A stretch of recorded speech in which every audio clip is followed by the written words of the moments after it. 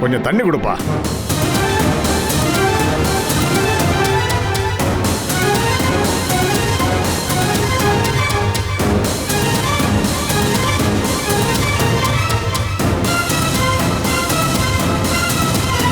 தம்பி, போலீஸுக்கு ஒரு போன் போடுறியா?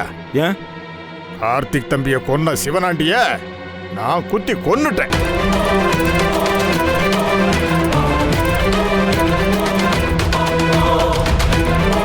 பயப்படாதப்பா, ஒன்றும் பண்ண மாட்டேன்.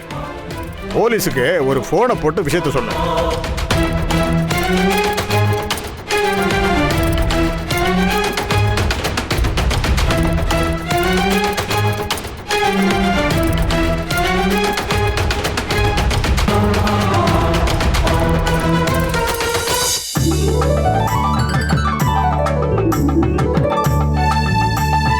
அண்ணே, இந்த வீட்ல எங்களை புரிஞ்சுக்கிட்டது நீங்கதே. நாங்க நல்லா இருக்கணும்னு நினைக்கிறதும் நீங்கதே. எங்களுக்காக கடவுள்கிட்ட நல்லா வேண்டிக்கோங்கண்ணே. நடக்க கூடாததெல்லாம் நடந்து இப்பதான் இவங்க பொழைச்சு வந்திருக்காங்க. கவலைப்படாதம்மா, பேஷா அர்ச்சனை பண்ணிடுவோம். அண்ணே, ஒரு நிமிஷம்ண்ணே. என்னம்மா? என்னங்க, இந்த டாக்குமெண்ட் உங்க கையால அண்ணன் கிட்ட கொடுங்க. என்ன டாக்குமெண்ட் இது? முதல்ல கொடுங்க.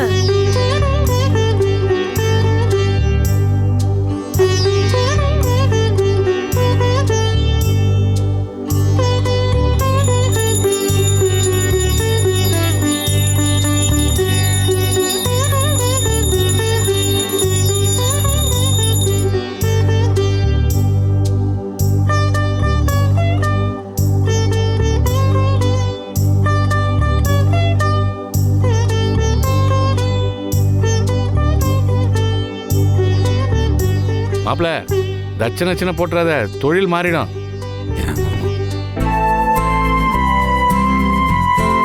இந்தம்மா. அண்ணே, அவங்க கிட்ட கொடுங்க. இந்த மாப்பிள, என்ன இருக்கு அந்த மாதிரி அந்த ஃபைல்ல?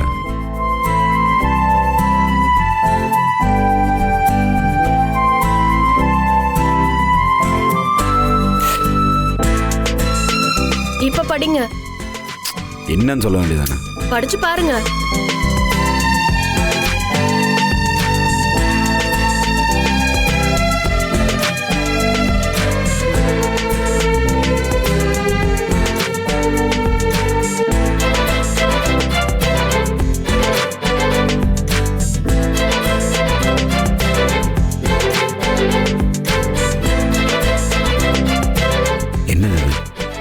ஆச்சரியமா இருக்க.